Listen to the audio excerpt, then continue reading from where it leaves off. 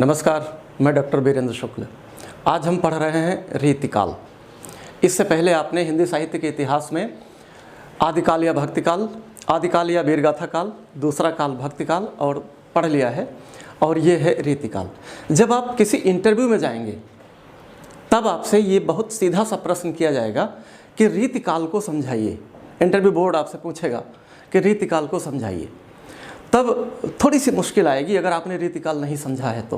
होगा क्या कि आप समझा लेंगे कि भक्तिकाल क्या है, आप कहेंगे कि भक्तिकाल के अंतर्गत भक्ति की रचनाएं ज़्यादा थीं, इसलिए आलोचकों ने उसे उस काल को भक्तिकाल का नाम दे दिया। वीरगाथा काल में वीरता की रचनाएं ज़्यादा थीं, इसलिए उसका नाम वीरगाथा काल हो गया। या वो हिंदी का शुरुआती काल था, आरंभिक काल था, इसलिए उसे आदिकाल हमारे आलोचकों ने कह दिया। लेकिन रीतिकाल क्या है, तो रीतिकाल को समझाने में थोड़ा सा पेच लगेगा। तो आइए हम रीति शब्द को समझते हैं। रीतिकाल, आचार्य शुक्ल ने इसका समय माना है संवत 1700 से 1900 तक, और जब हम सन की बात करें तो 1643 से 1843 ईस्वी तक ये बैठता है। तो रीति का मतलब है एक पंथ, एक परंपरा। कहते हैं ना कि ये हमारे समाज की रीति है, मतलब हमारे समाज की परंपरा है, ये हमारे समाज का एक कायदा है, एक पंथ है, इसे कहते हैं रीति। अब रीति क्या है? उस समय के जो कवि थे वो काव्य शास्त्र पर आधारित रचनाएं किया करते थे, और एक परंपरा सी चल पड़ी काव्य शास्त्र पर आधारित रचनाएं करने की, इसलिए उस काल को रीतिकाल कहा गया। अब काव्य शास्त्र क्या है?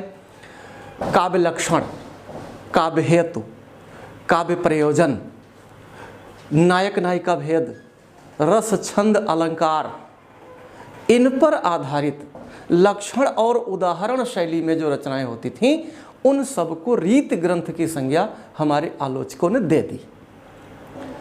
मतलब जो काव्यशास्त्र पर आधारित जितने भी ग्रंथ थे वो सब रीति काव्य कहे गए, और एक नहीं सारे विद्वानों ने रीति काव्य का अनुसरण किया। उन्होंने देखा कि वह नायक नायिका भेद में नायक का जो विवरण है, 4 तरह के नायक माने या 8-10 तरह की नायिकाएं मानी, कई तरह के अलंकार माने, रस माने, छंद माने, जो भी विद्वानों ने, तो उन्होंने कविता में रस की परिभाषा दी, कविता में ही रस का उदाहरण दिया, कविता में नायक नायिकाओं के विभिन्न प्रकारों की परिभाषा दी, कविता में ही उदाहरण दिया।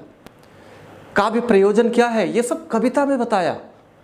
तो काव्य शास्त्रीय परंपरा पर जिन लोगों ने रचनाएं की उनकी रचना को रीति काव्य कहा गया, इसलिए इस काल को आचार्य रामचंद्र शुक्ल ने रीतिकाल नाम दे दिया। अब आइए देखते हैं कि रीतिकाल के और क्या क्या नाम दिए गए। एक तो अलंकृत काल नाम दिया गया, जिसे मिश्र बंधुओं ने नाम दिया। मिश्र बंधु 3 भाई थे। मिश्र बंधु 3 भाई थे, श्याम बिहारी, शुकदेव बिहारी, गणेश बिहारी मिश्र। तो तीनों के नाम को छोटा करके मिश्र बंधु मतलब मिश्र भाई कह दिया जाता है। रीतिकाल नाम दिया आचार्य रामचंद्र शुक्ल ने स्वयं, और श्रृंगार काल नाम दिया विश्वनाथ प्रसाद मिश्र ने, और कला काल नाम दिया डॉक्टर रमाशंकर शुक्ल रसाल जी ने, इसे कला काल कहा। अब रीतिकाल को मिश्र बंधुओं ने अलंकृत कहा, विश्वनाथ प्रसाद मिश्र ने श्रृंगार काल कहा, और रसाल जी ने कला काल कहा, जबकि आचार्य ने रीतिकाल कहा। रीतिकाल ही प्रमुख नाम है।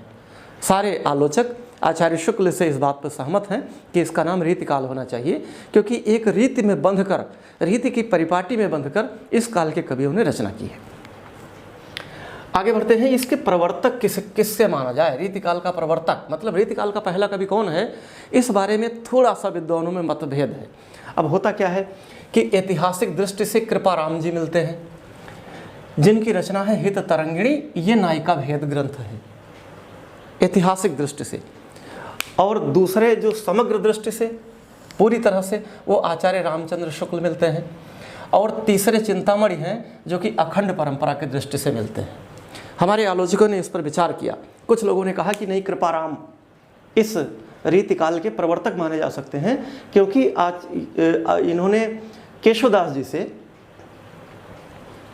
ये जो आचार्य रामचंद्र शुक्ल मानते हैं, और जो हैं वो केशवदास हैं, समग्र दृष्टि से केशवदास ये हैं, ये शुक्ल जी मानते हैं इन्हें। चूँकि आज केशवदास से कृपाराम जी 50 साल पहले हो चुके थे, 50 साल पहले कृपाराम थे, और उन्होंने लिख दी हित तरंगिणी नाम का ग्रंथ, जो नायिका भेद की श्रेणी में आता है, मतलब वो काव्य शास्त्र और रीति ग्रंथों की श्रेणी में आता है। तो क्यों ना कृपाराम को सबसे पहला प्रवर्तक माना जाए। अगले जो आलोचक हैं वो कहते हैं कि नहीं, केशवदास हैं, क्योंकि केशवदास समग्र दृष्टि से हैं। अब कारण क्या है कि इन्होंने सिर्फ नायिका भेद किया है कृपाराम ने, उसके बाद छोड़ दिया, एक ही ग्रंथ है हित तरंगिणी।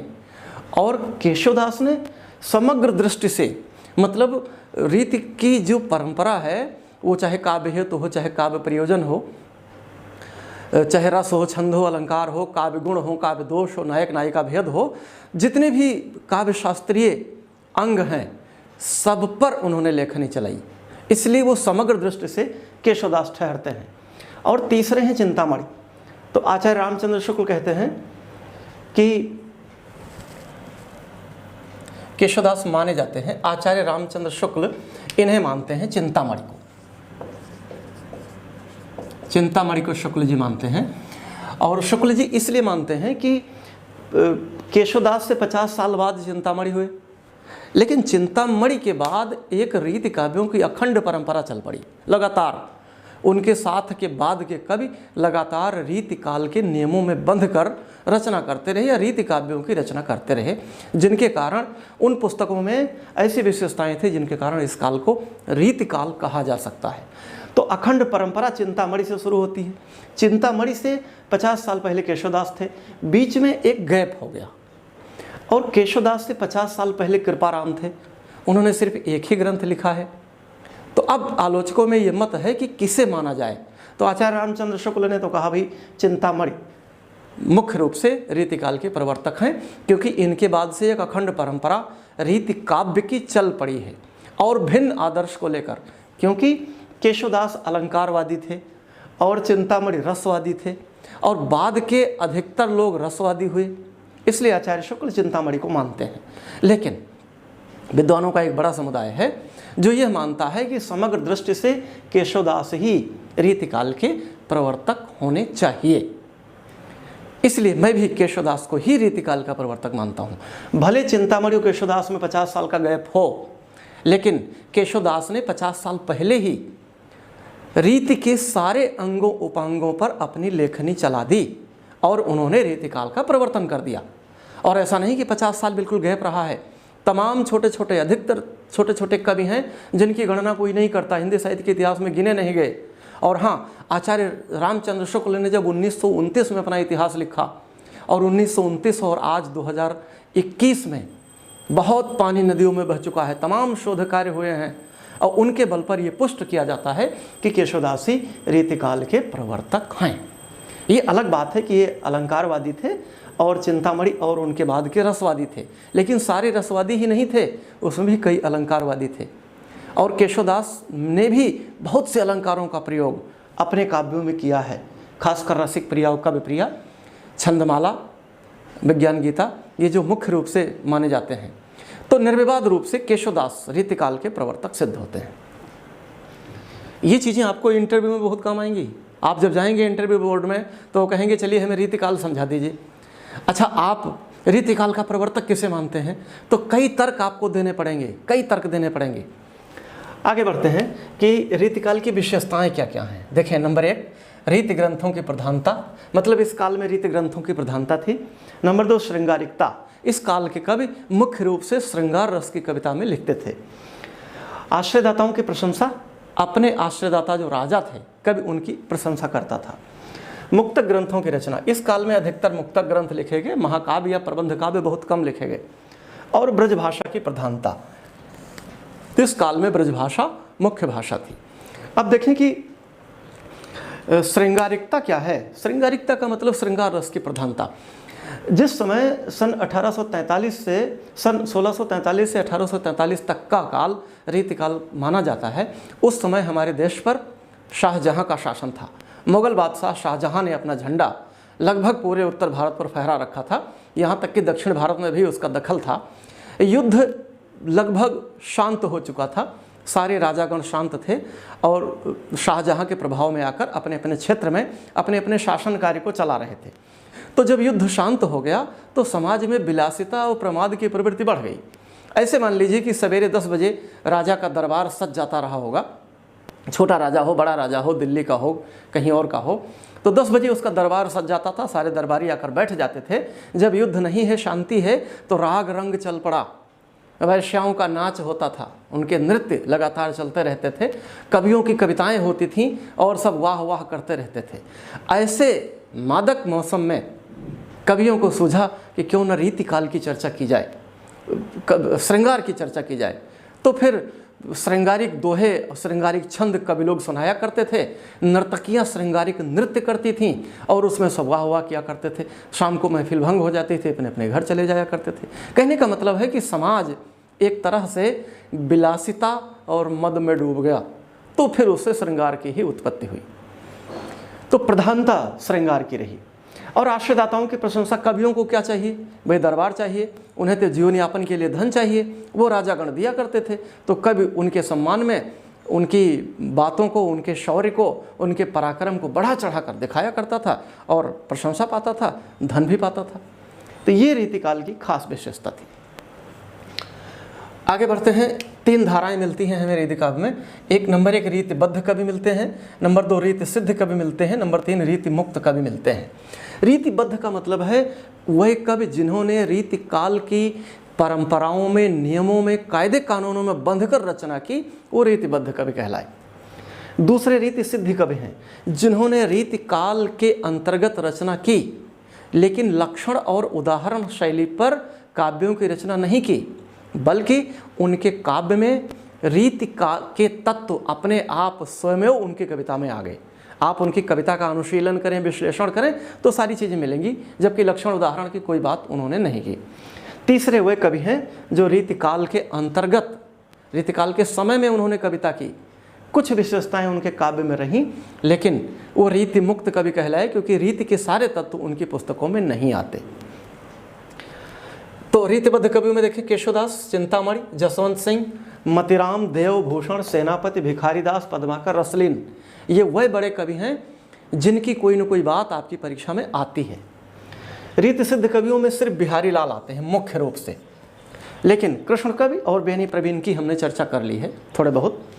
और रीति मुक्त कवियों में घनानंद, ठाकुर, आलम, बोधा, दुजदेव, ये 5 प्रमुख कवि हैं जो रीति मुक्त कवि कहलाते हैं। इनकी चर्चा हम अलग अलग करेंगे, आज हम रीतिबद्ध कवियों की चर्चा कर रहे हैं। आगे बढ़ते हैं। देखिए रीतिकाल बहुत इम्पोर्टेंट है। रीतिकाल से कई प्रश्न पूछे जाते हैं और ख़ास तौर से इंटरव्यू में बहुत प्रश्न पूछे जाते हैं। भाई मैं तो जब इंटरव्यू में गया हूँ, मुझसे सबसे पहले यही पूछा है कि रीतिकाव्य क्या होता है, रीतिकाल समझाइए, आप किसे मानते हैं, तो फिर वहाँ डटना पड़ता है। अब इन कवियों की श्रेणियाँ हैं, इनकी श्रेणियाँ हैं, और श्रेणियाँ क्या हैं? नंबर 1 है सर्वांग निरूपक कवि। ऐसे कवि जो सर्वांग निरूपक थे। दूसरे हैं रस निरूपक। तीसरे हैं छंद निरूपक। और चौथे हैं अलंकार निरूपक कवि। मतलब ऐसे कवि जिन्होंने सर्वांग निरूपक, सभी अंगों पर अपनी कलम चलाई, रीति तत्व के, रीति की जितनी भी चीज़ें हैं सब पर अपनी लेखनी चलाई, वो सर्वांग निरूपक कवि ठहरे। कुछ ऐसे हैं जो रसों पर लेखनी चलाई, कुछ ने छंदों पर लेखनी चलाई, कुछ ने अलंकारों पर लेखनी चलाई। तो 4 प्रमुख इनकी कोटियाँ हैं। अब देखें कि सर्वांग निरूपक कवियों में कौन कौन से हैं। केशव, चिंतामणि, कुलपति मिश्र, मतिराम, देवमतिराम,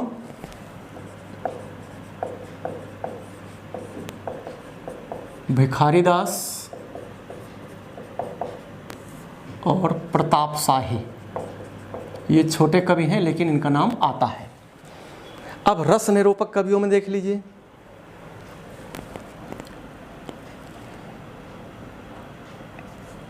चिंतामणि,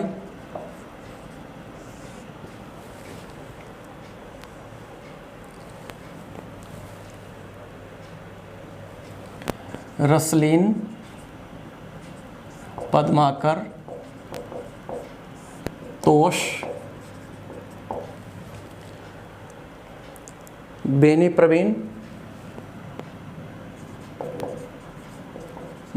प्रवीण, और मतिराम।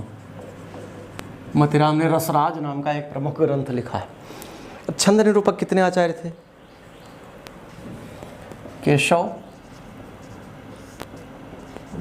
भूषण,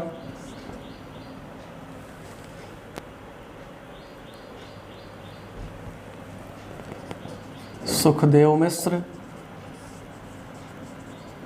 और भिखारीदास। इन्होंने प्रमुख रूप से छंद निरूपण किया है। और अलंकार निरूपण में केशव, जसवंत सिंह,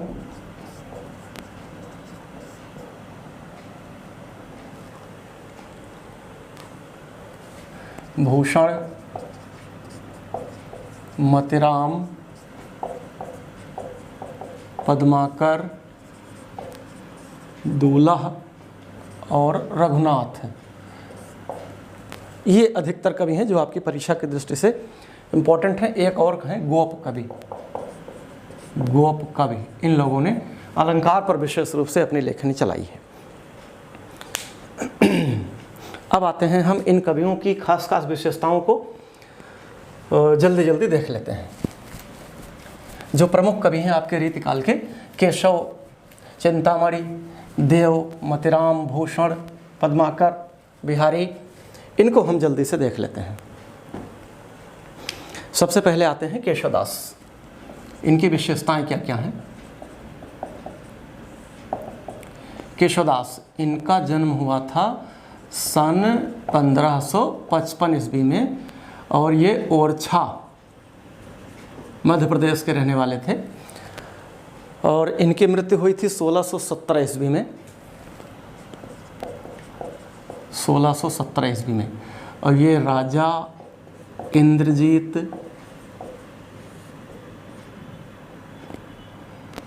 गणेश और मधुकर शाह, इतने लोगों के दरबारी थे। ये राजा इंद्रजीत के, राजा गणेश के और मधुकर शाह के दरबारी थे। ये आसपास के राजा थे, विभिन्न राजाओं के दरबारी थे। तो केशवदास दरबारी कवि थे, दरबारी संस्कृति थी इनकी। और दरबारी संस्कृति में रहकर इन्होंने, और एक तो घर के पंडित थे ये, इनकी 7 पीढ़ियाँ लगातार कविताएं करती थी, बड़े विद्वानों का घर था और संस्कृत के लोग, संस्कृत के विद्वान थे। इन्होंने स्वयं लिखा है कि भाषा बोले न जानहीं जिनके कुल के दास, भाषा बोले न जानहीं जिनके कुल के दास, मतलब जिनके कुल के नौकर चाकर भी भाषा नहीं बोलते थे, हिंदी नहीं बोलते थे, वो सब संस्कृत बोला करते थे। उस खानदान में इन्होंने भाषा में रचना करी, मतलब हिंदी में रचना करी, इसके लिए मुझे खेद है, ये केशव ने कहा है। भाषा बोले न जानहीं जिनके कुल के दास, भाषा का विभो मंद मति तिह कुल केशवदास।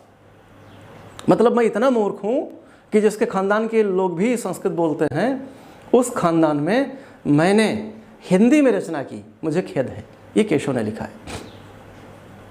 और अलंकार शास्त्र के तो इतने पक्षपाती थे कि अपनी कविप्रिया में लिखा है कि यद्यपि सुजाति सुलक्षणी सुवरण सरस सुवृत, भूषण बिन न विराजई कविता बनिता मित। आगे हम इसकी चर्चा करेंगे। अब इनकी रचनाएं हम देख लेते हैं, प्रमुख क्या क्या हैं केशवदास की प्रमुख रचनाएं। तो रीतिकाल के जो प्रमुख कवि हैं उनकी हम प्रमुख रचनाएं और उनकी विशेषताओं के बारे में नज़र डालते हैं। सबसे पहले कवि हैं केशवदास। इनका जन्म 1555 ईस्वी में हुआ था और मृत्यु 1617 ईस्वी में हुई थी। ये ओरछा के निवासी थे। राजा इंद्रजीत, गणेश और मधुकर शाह, 3 इनके आश्रित राजा मिलते हैं। इनकी जो प्रमुख रचनाएं हैं, रसिक प्रिया 1591, रामचंद्रिका 1601, कवि प्रिया 1601, रतन बाउनी 1607, वीर सिंह देवचरित सन 1607, विज्ञान गीता 1610, जहांगीर जस चंद्रिका 1612, नखशिख और छंदमाला ये 2 पुस्तकें और मिलती हैं। तो जो रसिक प्रिया, काव्य प्रिया, नखशिख, छंदमाला ये चारों प्रमुख रीति की पुस्तकें हैं। और रामचंद्रिका तो राम महाकाव्य है, तुलसी की रामचरितमानस की स्पर्धा में इन्होंने लिखा है। ये जो विज्ञान गीता है ये दार्शनिक मत है। इसमें वीर सिंह देव चरित में राजा वीर सिंह के चरित्र का वर्णन किया गया है। जहांगीर जस चंद्रिका जहांगीर की प्रशंसा है। रतन बावनी राजा रतन की प्रशंसा है। तो आप देखें कि केशवदास बहुत बड़े कवि थे, बड़े समृद्धशाली कवि थे, और रामचंद्रिका इनकी कीर्ति का प्रमुख स्तंभ है। छंद, इसमें 67 प्रकार के छंदों का प्रयोग किया है, क्योंकि प्रसिद्ध आलोचक डॉक्टर रामस्वरूप चतुर्वेदी लिखते हैं कि रामचंद्रिका छंदों का अजायब घर है। और आचार्य शुक्ल तो केशवदास के बहुत बड़े आलोचक थे, वो तो उन्हें कभी ही नहीं मानते थे। वो कहते हैं केशवदास कठिन काव्य के प्रयत्न हैं। आचार्य शुक्ल कहते हैं केशवदास कठिन काव्य के प्रयत्न हैं, केशव को कभी हृदय ही नहीं मिला था। वो तो कविता के माध्यम से अपने पांडित्य की धाक जमाना चाहते थे, उनके पास दिल ही नहीं है, हृदय ही नहीं है। ऐसा क्यों कहते हैं? क्योंकि केशवदास दरबारी कवि थे, वो चमत्कार दिखाना चाहते थे, और दरबारों में चमत्कार ना हो तो कुछ नहीं है। दरबारों में, राजाओं के दरबार में अगर आप साधु बनकर बैठे रहे तो राजा कान पकड़कर बाहर निकाल देगा। तो वहाँ तो केशवदास को अपना जुगाड़ लगाकर राजा के दरबार में टिकने का मौका चाहिए था, इसलिए वो चमत्कार के फेर में आकर और अच्छी अच्छी रचनाएं करते थे। हाँ, इसके चक्कर में उनकी कविता थोड़ी कठिन हो गई है, और कठिनता की बात क्या की जाए, जो आप जानते हैं वो सरल है, नहीं जानते हैं वो कठिन है। तो उनकी कविता थोड़ी सी दुरूह है, केशव की कविता को पढ़ने के लिए थोड़ी मेहनत करनी पड़ेगी। इसीलिए उनके बारे में कहा गया है कि कवि को देन ना चाहे विदाई, पूछे केशव की कविताई। अगर आप किसी कवि को विदाई नहीं देना चाहते तो आप उससे केशव की कविता का अर्थ पूछ लीजिए, वो भाग खड़ा होगा। इसीलिए आचार्य शुक्ल ने कहा है कि केशव कठिन काव्य के प्रयत्न हैं। एक बार प्रयत्न किसी को पकड़ ले तो आसानी से छोड़ता नहीं है। ठीक वैसे ही केशव की कविता है, लेकिन इतनी कठिन नहीं है केशव की कविता। केशव की कविता को समझने के लिए आपको थोड़ा सा विद्वान होना पड़ेगा। केशवदास बड़े सरस थे, उनके बाल जवानी में पक गए थे। एक बार वो मेले में गए और किसी सुंदर महिला ने बाबा कहते हुए धक्का दे दिया, बहुत परेशान हुए। कविता लिख दी कि केशव केसन अस करी जस अरिहु न कराही। अरि माने शत्रु। केशव कहते हैं कि मेरे बालों ने आज वो काम किया है कि जो कोई दुश्मन भी नहीं करेगा। केशव केशन अस करी जस अरिहु न कराही, चंद्रमुखी मृगलोचनी बाबा कहीं कहीं जाही। बहुत परेशान हुए।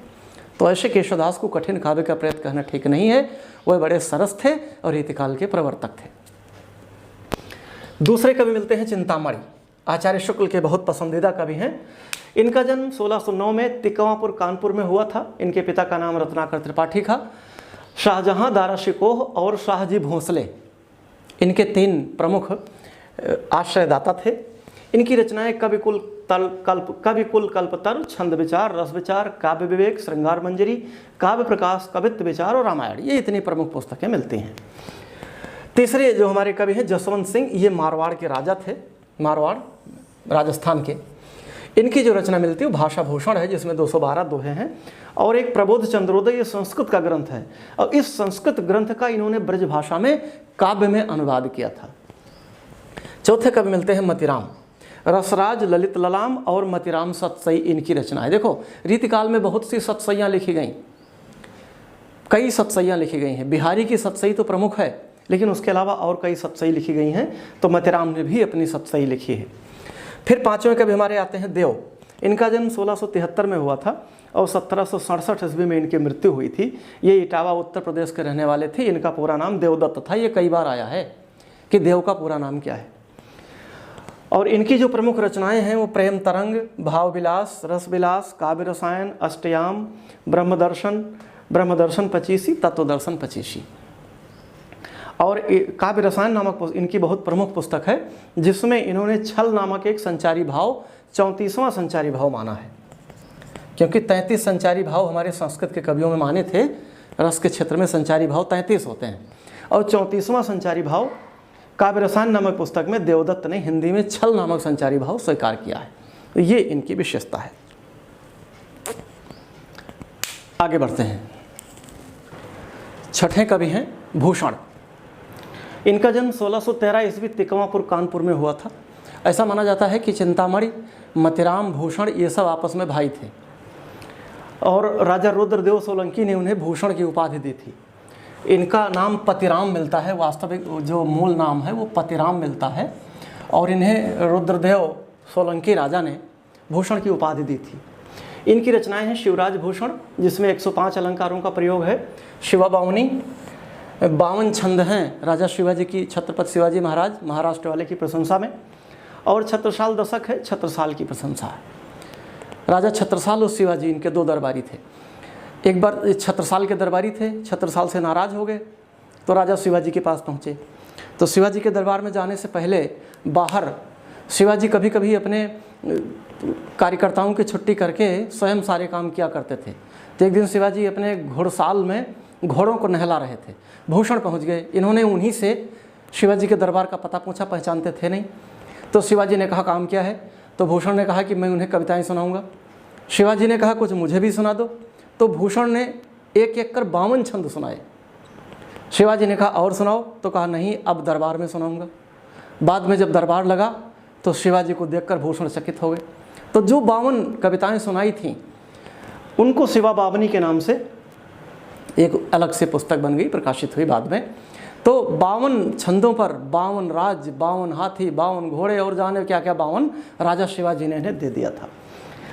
और छत्रसाल दशक है, इसमें राजा छत्रसाल की प्रशंसा है, बहुत अच्छी है। निकसत म्यांते मयूखें प्रलय भानु कैसी, फारे तम तोम से गयंदन के जाल को, लागत लपट कंठ बैरिन की नागिन सी, रुद्र ही रिझावे दे दे मुंडन के माल को, लाल क्षतिपाल छत्रसाल महाबाहुबली, कहाँ लो बखान करो तेरी करवाल को। बड़ी ऊर्जावान और वीर रस से भरी पंक्तियां हैं इनकी भूषण की। और सबसे बड़ी खासियत कि जब सारे कवियों ने श्रृंगार में रचना की तब भूषण ने वीरता में रचना की। जब सारे कवियों को पायल की झनकार सुनाई पड़ी तब भूषण को तलवार की खनकार सुनाई पड़ी। शिवाजी की प्रशंसा में उन्होंने, आपने छोटी कक्षा में छंद पढ़े होंगे कि साज चतुरंग सैन अंग में उमंग धारी, सरजा शिवाजी जंग जीतन चलत हैं। साज चतुरंग सैन अंग में उमंग धारी, सरजा शिवाजी जंग जीतन चलत हैं। ये आपने छोटी कक्षा में पढ़ा होगा जरूर। और एल फैल खैल भैल खलक में गैल गैल, गजन की ठैल पैल सैल उसलत हैं। तारा सो तरन धूरी धारा में लगत जिमी, थारा पर पारा पारा वार यो हलत हैं। इस तरह बड़े बड़े छंद भूषण ने लिखा है। और सातवें हमारे कवि हैं पद्माकर जी। जन्म 1753, 1833 में इनकी मृत्यु। बांदा उत्तर प्रदेश के निवासी थे ये। इनकी रचनाएं हैं हिम्मत बहादुर बिरदावली, पद्माभरण जिसमें 100 अलंकारों का प्रयोग किया है, जगत विनोद जो इनकी कीर्ति का प्रमुख आधार है, इसमें 731 छंद हैं, 6 प्रकाशों में विभक्त है। प्रबोध पचासा, गंगा लहरी, प्रताप सिंह बिरदावली, कल पचीसी, राम रसायन, ये इनकी प्रमुख कृतियाँ हैं। और जो इनकी पंक्तियाँ हैं कि वो होली पर है। फागु की भीर अभीरन में, गही गोविंद ले गई भीतर गोरी, भाई करी मन की पद्माकर, ऊपर नाय अबीर के झोरी, खोली पीताम्बर कम्मर से, सुविदा दई मीड़ कपोलन रोरी, और नैन नचाए कहे मुस्काई के, अयो लला फिर खेलन होरी। ये जो छंद है, सवैया है, इसकी प्रत्येक पंक्ति किसी न किसी कंपटीशन में पूछी जरूर गई है, इतना ध्यान रखिएगा। ये आपकी ज़बान पर होना चाहिए। आपसे इंटरव्यू में भी पूछा जा सकता है कि भाई होली वाला छंद सुनाइए, तो आप तुरंत शुरू हो जाएं कि फागु की भीर अभीरन में, गह गोविंद ले गई भीतर गोरी। दूसरी है बंदर को बंद करी बंदर बसाओगे, इनकी पूरी सवैया है, कवित्व है पूरा, ये प्रमुख पंक्ति है।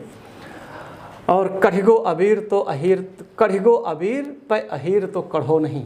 गोपियाँ आपस में चर्चा करती हैं कि आँखों से राधा कृष्ण ने होली खेली है तो आँखों में अबीर भर गया, अबीर धो डाला, तो राधा कहती हैं कि कढ़गो अबीर, अबीर तो आँखों से कढ़ गया लेकिन अहीर नहीं निकला, मतलब भगवान श्री कृष्ण तो हमारे दिल में धंसे हुए हैं, वो कैसे निकलेंगे। तो ये जो प्रमुख कवि हैं इनका विवरण मैंने आपको दिया है, इनकी रचनाओं की खास विशेषताएं मैंने बताई हैं। ये रीतिबद्ध कवि थे, वो एक कवि जो परीक्षा की दृष्टि से उपयोगी हैं। अब अगले रीति सिद्ध कवि हैं बिहारी, और रीति मुक्त कवि हैं अलग के चारों, घनानंद, आलम, ठाकुर, बोधा, द्विजदेव। इन पर मैं अलग अलग कक्षा लेकर आऊँगा क्योंकि ये बहुत विस्तृत मामला है। इसमें केशवदास, चिंतामणि, देव, मतिराम और भूषण, पद्माकर ये प्रमुख हैं। इनके बारे में आपको पूरी जानकारी होनी चाहिए। और किन किन आलोचकों ने उन कवियों के बारे में क्या क्या कहा है, इसके बारे में भी इस पूरी जानकारी आपको होनी चाहिए। परीक्षा का स्वरूप दिनों दिन बदल रहा है, जाने क्या आपसे पूछा जा सकता है। तो रीति सिद्ध कवि और रीति मुक्त कवि लेकर मैं अगली कक्षा में आ रहा हूँ। तब तक के लिए जय हिंद।